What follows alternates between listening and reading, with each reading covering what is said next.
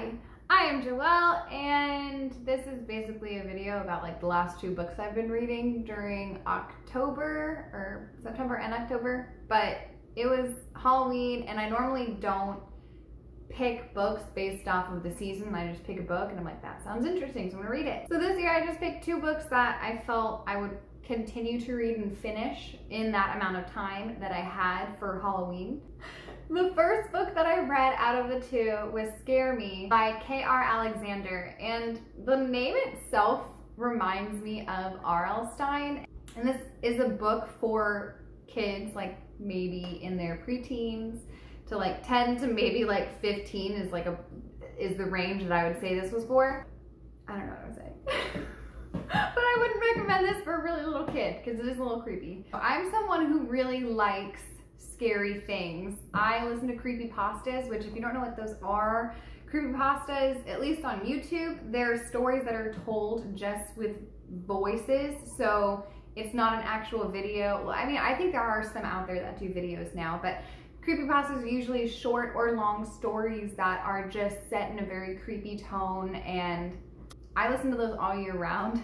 So if you like anything like that, you'll like these two books because they have that kind of tone in the story that lead you to like keep wanting to read and know what the heck is going on. So first one is Scare Me by K.R. Alexander, and this was, I mean, I can't finish, when I read scary stories, I can't finish them right away. I have to take my time because I'll be the kind of person that's like, everything is scary. I can't do it. I have to take my time or I creep myself out. It's short. It's one of those books you can finish in a day. You can finish this. I just didn't want to, and I enjoyed every bit of it, and I felt like I absorbed a lot more information taking a few days to read it. So getting into the story, so I'll do like a quick non-spoiler, which is the main character, Kevin, and his two friends, Julie and Tanisha, which I have a friend named Tanisha, so I was like, oh my gosh. They compete in this haunted house where there's this very old historic house that has turned into a museum, and every Halloween, the people that own it turn it into a contest where there's 4 different floors on this house, and each team gets to turn that floor into a haunted house. The twist of this story isn't the haunted house itself. It's the fact that there is something that pretty much twists their haunted house into an actual house of horror, and everybody's trapped inside and they don't know how to get out. So without giving anything away, that is what happens in this story. It's good. It has a lot. It's fast paced, so you're not just like dwelling on the anticipation of wanting to be scared or creeped out. I had to like put my book down and process a lot of scenes in this. So it was good. It was one of those ones that you wanted to read the creepy parts and you were not disappointed in them. So getting into now the spoiler part for this one, Kevin, Julie, and Tanisha are kind of upset with one of the other teams, and the main person in this team is Patricia. And Patricia cheated last year, so of course Kevin wants to make sure he wins this time, and he finds a very odd way to do that, and there's a lot of red flags in it, and I'm not very happy about it. So that this year during the contest, they get the basement, and the basement, usually when these rooms are turned into haunted houses, they're completely empty, but this time a mannequin was accidentally left there, and the mannequin represented a woman who passed away, and the family turned this mannequin into a representation of their daughter that passed away. So I was very confused, and I'm so very confused. I think she killed herself. Like, she drove herself off into the water and she drowned. And they dressed this mannequin up with the woman's gown that she was supposed to marry her fiance in. And her fiance died in the military. He didn't come back from the war, and so she was just distraught. So there's this, already you're just like, just don't touch that. Don't even make eye contact with it. And of course Kevin is like, well, You know what would be really creepy is if we did a graveyard haunted house and we used the actual mannequin in it. No, that's not a good idea, Kevin. So throughout like the book, he's in his own mind saying how he is going to use this mannequin. Eventually both of his friends find out, and they're telling him like, you're not supposed to, it's against the rules, that is cheating, which is exactly what he wasn't happy that Patricia, the other team member of another team, did the year before. So he figures that's the only way for him to win, and he has to cheat and use this mannequin.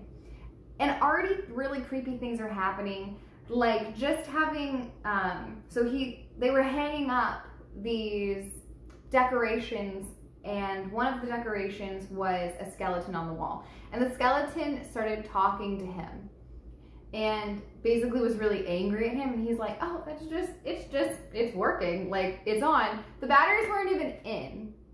And he just like blows it up. Like, this is a kid. And in my head, I would just be like, no. And he's just like blowing it off as if nothing happened, or like, oh, there's a logical reason for this. See, the reason he loves haunted houses is because he knows they're fake. He knows that there is a map of a walkthrough for you to go to. He knows that everything is strategically made to scare you by a person, not a supernatural being, which is why he likes it. He doesn't admit it to himself, but in the book, you know, he really is scared of a lot of things. And the biggest thing is like the unknown of like an actual scary event. So he's in doubt 100% that something is even happening because he doesn't want to even process it in his head. Eventually, the night happens where the haunted house event starts, and all the teams are to go to their own locations because the judges are going to come to them. Kevin, Julie, and Tanisha wait like 30-40 minutes for the judges to come, and they were supposed to be the first, I think, to have somebody come help them. And eventually Patricia comes down and is like, you guys, you have to leave. We have to try and get out of here. And they're like, you're not supposed to be down. Like, they don't like each other, so they're already bickering and arguing, and she's trying to tell them that the whole house came alive, that her whole team is gone in her maze haunted house, and then nobody came out of the haunted house, like the toy factory haunted house. And I think, and then I think like they're the other team. I can't remember the other team, but they all meet up. So all the team members that didn't get stuck in their own haunted houses come out and they meet, and they're trying to figure out what the heck is going on. And still Kevin's like, maybe I did this with the mannequin that was haunting me. That was one of the things. It's like, you know, you would be questioning if this was your fault, because you are the one who literally disturbed a haunted mannequin. The scenes that, I don't want to give too much away where the scenes happen with them actually going through the haunted houses as actual haunted houses, because that was good. It was one of those moments where you don't really want it to be spoiled for you. But what Tanisha, Julie, and Kevin do is they go into the toy factory one where nobody came out, and then Patricia and then the other team that got out go their separate ways, and she goes to try and help her team that didn't make it out. She was the only one that made it out. And when they go into the toy factory, you're just like anticipating the whole thing happening, and I was not disappointed. It was very scary, one of those very well described scenes that you feel like you're experiencing it yourself. So Kevin is able to get everybody out of the toy factory room, but he sacrifices himself to help them get out. So there was like a certain way they had to be on they had to be on like this track to like push themselves out the door, but he needed to be the one to like turn the track on for them to get pushed out. And he gets like consumed by all the toys, like everything just jumps on him. He falls into the circus room. So he didn't die, he falls into another part of the haunted house, which was the other team's haunted house the circus room. So there's the maze that Patricia had, the circus room with the team, I think everybody got out, and then there was the toy room where nobody got out, the graveyard that all of Kevin's team was able to leave. And he falls into the circus room and he sees Patricia there, and they're in this room with like all these mirrors and stuff, and they're trying to get out. And they have a really good moment where you realize Kevin and Patricia have been fighting with each other, and they don't even dislike each other. They just don't want to say that they're wanting to give each other compliments. Like, it's just one of those kids things where it's very misunderstood. Like, neither of them know how each other feels.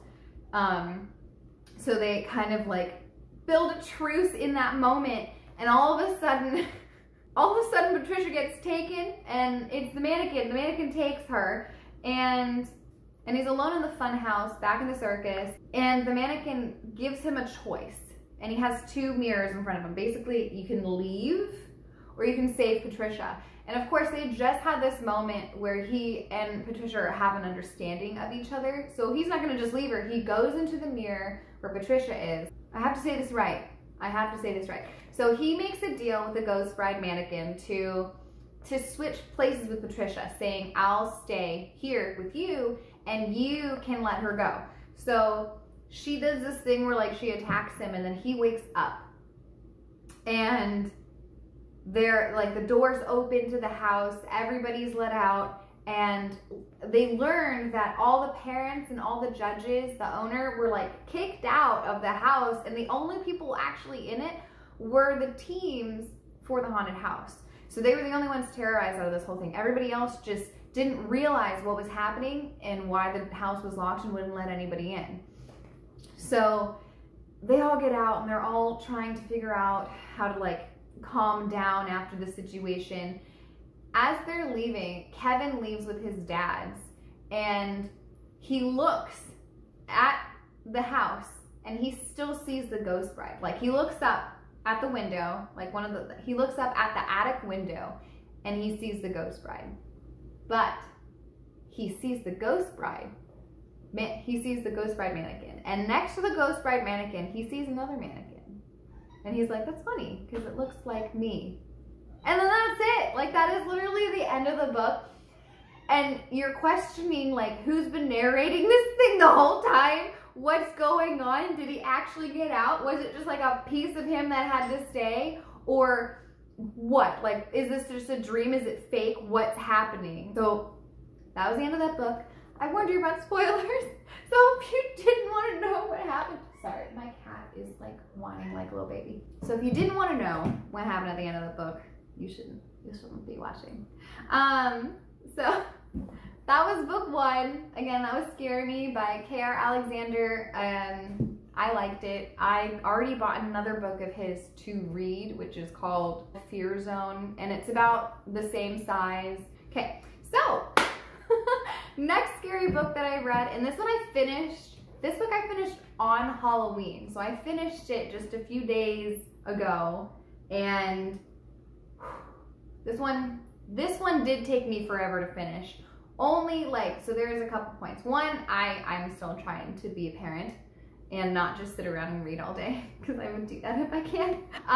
And second, it's scary. I can't, like, I really can't. And this one, okay, so to give you a quick rundown on this book, let's first use an example of how I think this book would relate to you. Let's picture you combining Lord of the Flies, The Thing, Cabin Fever, and Alien together. That is what the truth is like. Like that, if I was to set a tone of how this book was, that is pretty much this book. So the Troop is based in Canada, and basically these Boy Scouts go on a trip with their Scoutmaster, and I'll go into the names in a minute. And again, this is going to be a non-spoiler version. These kids and their Scoutmaster go on an island for a weekend, and this is something they do every year. This year, they have a man come to the island, and he's very sick, and they try to help him, and in doing so, they're left with something terrorizing them slowly, invasively, and you don't know who has it next. And not only that, you have the boys who are young, but also I'll just put it this way, some of them you would not want to even make eye contact with. So that is how I would picture this book. And basically they're stuck on this island and they have no way to get off. So they just have to figure it out on their own. That is the non-spoiler version. There isn't really a spoiler to this. It's more of just a very creepy, eerie, gruesome story. Not something I recommend you reading when you're eating anything. So I wouldn't. Our main characters are, so you have Kent, Max, Newt, Shelley, and Ephraim. But I'm gonna say F because I can't keep saying that name over. It was really hard for me to even read because I don't know how it's spelled. And then there's Scoutmaster Tim. So there's a character Tom and Tim. Just bear with me. I know the names are very like that was hard for me too. So when I'm just gonna jump right in it basically because there's no other way to do this. Basically, Tim and the boys find a man named Tom, and the first part of this book is actually in Tom's perspective because he's rushing in a boat to get away and go to the island, and he's just hungry, he's starving, and you're just like, what is going on, what's happening, why is this guy, like, is he a monster? You really don't know, you just hear his perspective. My cat, I'm sorry, my cat is just being very annoying. Okay, he's done. No, he's not. So you get to see that perspective right off the bat, and you see it in Tom's perspective. And the hunger is like overwhelming him. He doesn't really seem like a person anymore the way he's processing things and thinking. It seems like he just wants to eat and he doesn't care how he gets food or what he eats. He just wants food. There's like an uncontrollable hunger. And he runs into the boys and he's like, sorry, my cat. This is like his face too right now. And he's not very happy that I'm in it. So the next perspective we get to see is an article, and I read like the authors are linking them back and talking about how he used these articles similar to how Stephen King used them in Carrie, and he loved that, so he wanted to incorporate that in this. And I loved it. I loved getting information that the actual characters don't know, but we do. And as the story progresses, you learn more and more that these characters may never know. So you have this story being pulled together in a way that I haven't really seen very much. So it excited me whenever I had an article to read, because I'm like, yes, we get to learn more and see what the heck is going on. So we read an article about this town that that Tom was just in, the guy that's really hungry, and how there was people that he came in contact with that started eating asphalt, like just the street randomly. They were so hungry and they had no food near them that they just started eating anything. People started eating trees, and you just don't eat, like, you don't have any food, so you're just eating, and you're like, what is going on? In getting into like the main characters, which are the boys, you get a little bit of detail into each kid slowly, and I don't want to give away too much right away because it's so bad. No one's really nice to Newt, but nobody really knows why they're not nice to Newt. Newt is basically Pigsy from Lord of the Flies. Like, he is that kid, but he's the smartest one of the bunch. He's the one that everyone does ask questions for and knows his stuff. He's the one that makes sure people stay alive in this book, to be honest. After the introduction of Tom with Tim and the boys, he doesn't like Tim doesn't really know what to do, so he sends the kids on a day hike without him, which is part of the actual experience that they're supposed to do anyway. It's just without him, because the whole point of this is for them to learn how to survive on the island in nature and without actual modern day technology. How to hunt, how to survive, how to stay warm, how to do all that. Little do they know. After Tim, who is also a doctor, tries to treat Tom, his body didn't look like a person who had been starving for months, which is like how his body looked. He looked like somebody who lost an incredible amount of weight really fast. So this is where the alien part comes in. So Tim and Max is one of the boys. His dad is a coroner. So Max has assisted his dad a few times, and Tim's like, hey, I need your help opening up this body. And as they're opening up the body, it's still like on the inside moving, and then eventually this giant worm pops out of his abdomen and starts choking Tom. And they don't really know what to do. It tries to attack Tim and Max, and then it dies. So you learn in like the next article that the only way these things can survive are inside a host. They are, now, bear with me. They are basically hybrid tapeworms. And this scientist designed them to help people lose weight. So he did it like a 2-pill process, which was you take a pill, and that pill has worm eggs in it. And that's gonna help you lose a little weight, because that's the hybrid. It helps you lose the extra weight that you don't want. And then you take the other pill, which flushes it out. It didn't work. It didn't work. And you learn Tom, the guy that died from the worm inside of him, was a test subject. He was actually a fairly overweight man, and just within a few days, he lost all the weight and he escaped. After this, Tim is basically freaked out. He's trying to get the kids out because he doesn't know how it can affect other people. I forget how he figured out it was contagious. I think he got sick first. So if you come in contact with the worms, you are 99%, like almost 100%, you're going to get them as well. Because they come inside you in a form of eggs.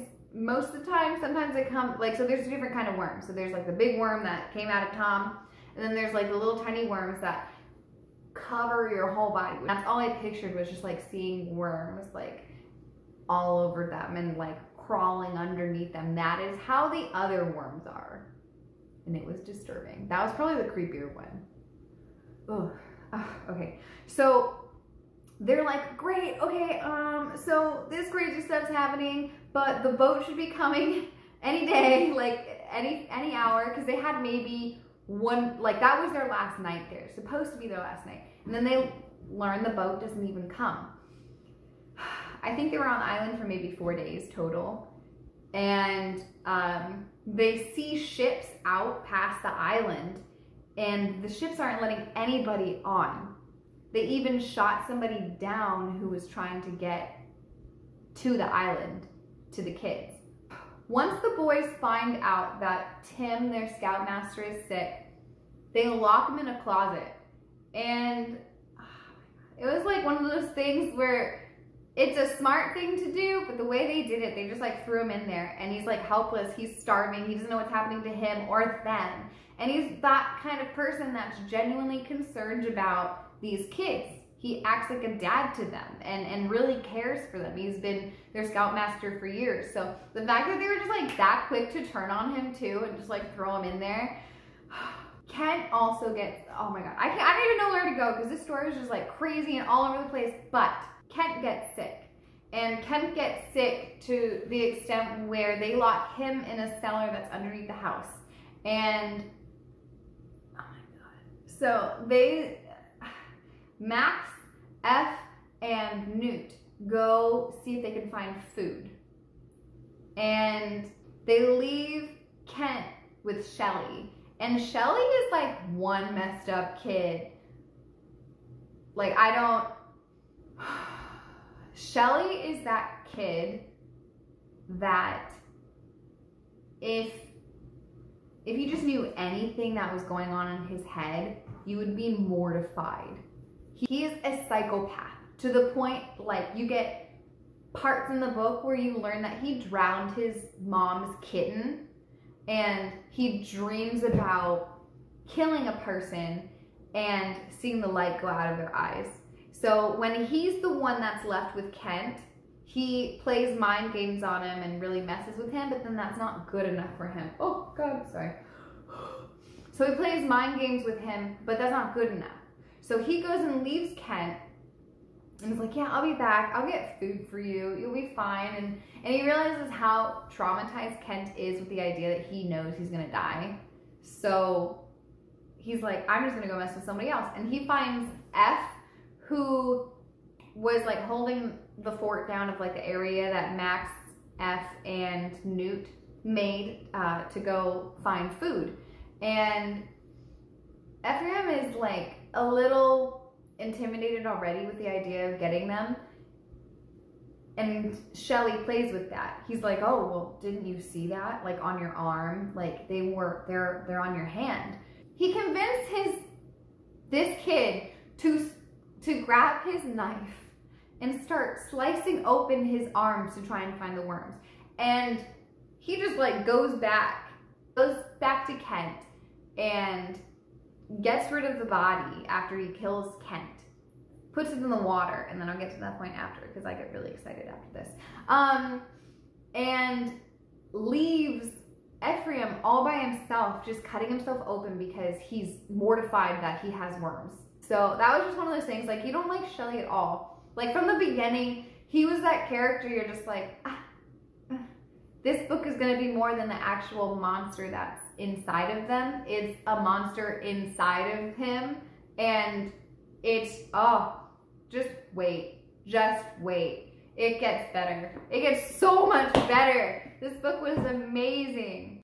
When Shelley kills Kent, when Shelley kills Kent, he throws him into the ocean, but he has to like push him into the water. So he's in the water and he has to push him in the water. And when he's doing that, there's like a trail of the worms coming out.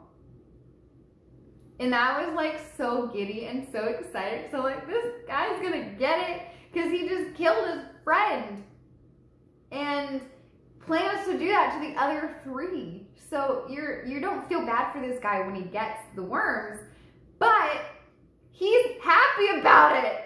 What? Who did that?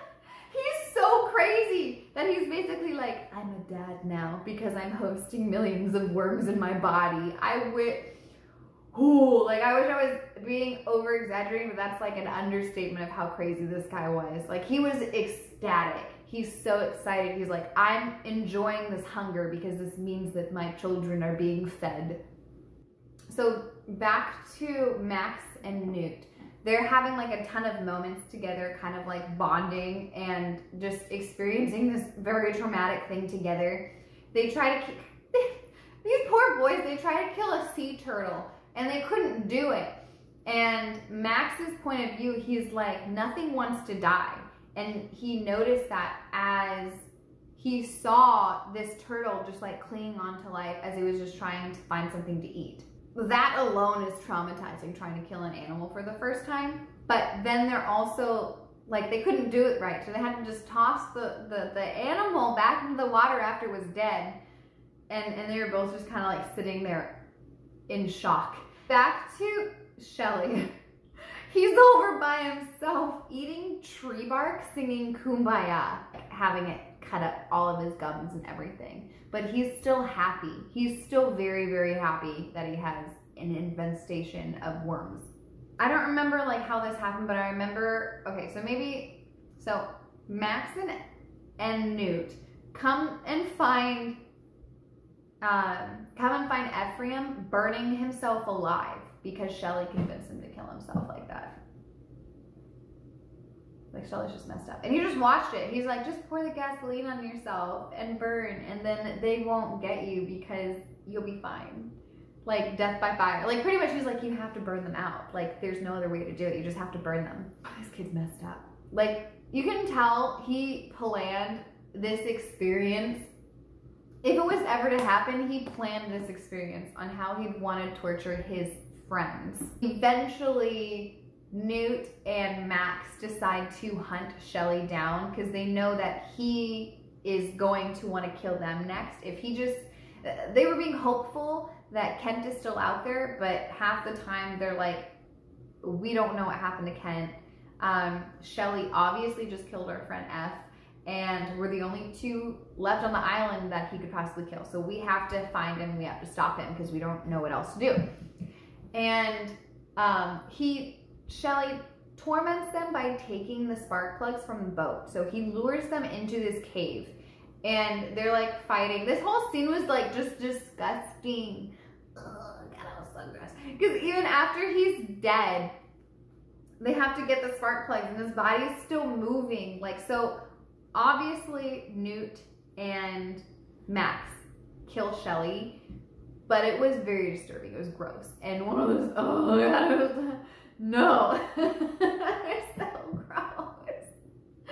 And when they kill Shelly, Newt is like covered in like his insides, and he can tell that he got worms too. Like worms came inside of his body too. And oh God, it was one of those things where they're like, both Newt and Max are being very hopeful, because Max is like, I can't be left alone. Like, I cannot do this by myself.